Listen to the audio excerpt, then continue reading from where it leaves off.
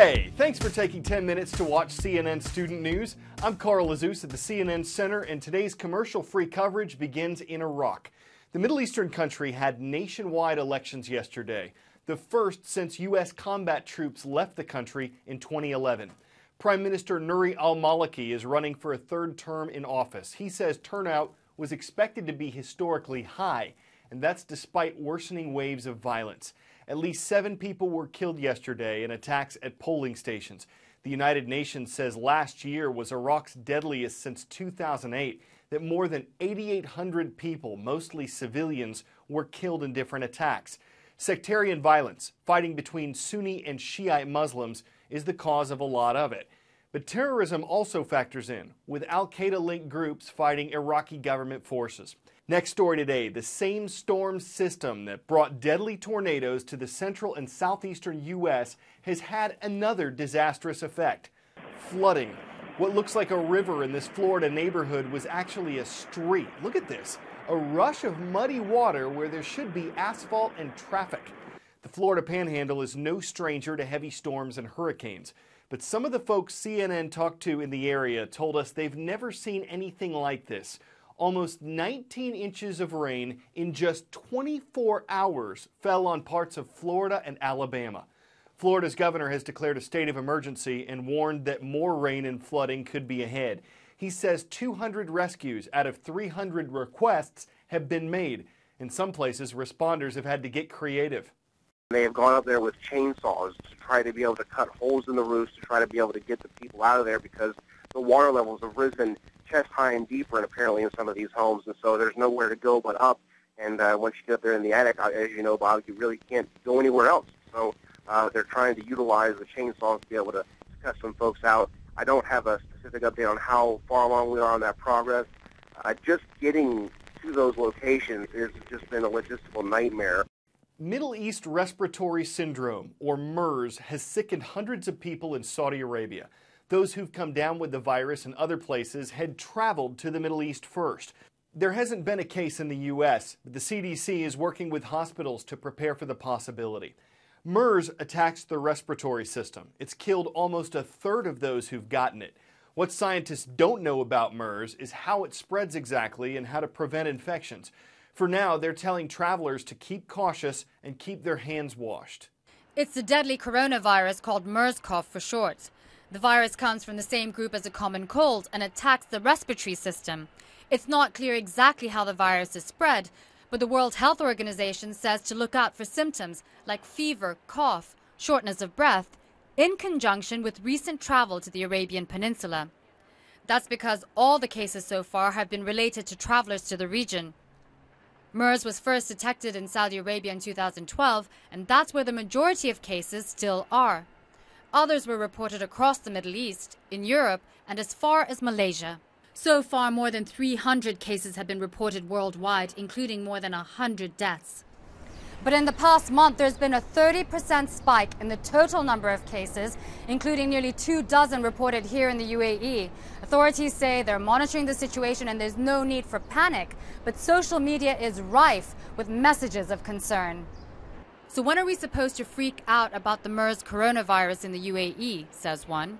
Should we be worried about MERS or about the lack of transparency from health authorities, says another. Health authorities in Saudi Arabia are under growing pressure. The health minister was removed from his post as the number of cases in the kingdom spiked, more than 100 new cases in the past month alone. Officials say they don't know what's causing the sudden surge, but they're calling on the World Health Organization and other medical experts to help curb it. Sending out text messages to 30 million residents earlier this month, asking them to contact the ministry with questions. That's essential in a country where millions of Muslims converge in the holy city of Mecca every year for pilgrimages. But with the recent uptick in the number of cases, public concern is sure to rise. Leonie Lakhani, CNN, Abu Dhabi. Time for the shout out. Which of these stories made headlines in 1901? If you think you know it, shout it out. Was it World's Fair opens in Chicago? Grover Cleveland elected president? First private telephone installed? Or New York requires license plates? You've got 3 seconds. Go!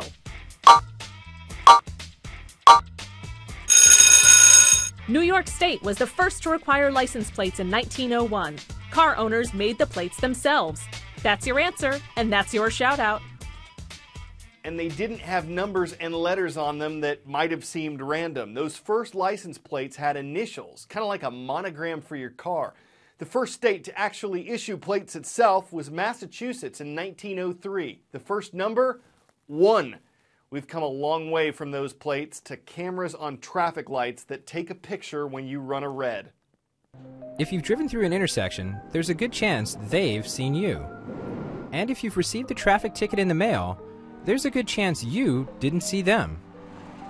It's taken a little more than 25 years, but red light cameras attached to traffic signals have become almost ubiquitous. We have red light cameras in more than 250 cities nationwide. The cameras are a big part of business for American Traffic Solutions.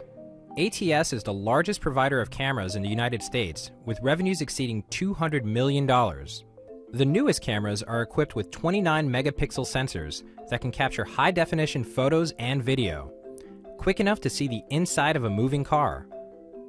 Many of the photos and videos are sent here to Tempe, Arizona, where they're processed by ATS employees. Workers review each traffic incident and forward them to the municipalities, who decide whether or not to issue a ticket. We issue as a company nearly 5 million violations per year on behalf of our customers. But do the cameras make roads safer? In general, the studies show that red light cameras reduce red light running violations by 40 to 50% and injury crashes 25 to 30%. The cameras may be effective, but they're not cheap. Installations can run up to $100,000 each. The cameras have also generated controversy.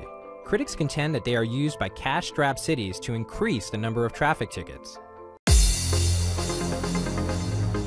We're trekking cross-country in the northern U.S. today. It's time for the roll call. We'll start with the Stampede, the Stampeders of Stevens Middle School. They're located in Port Angeles, Washington.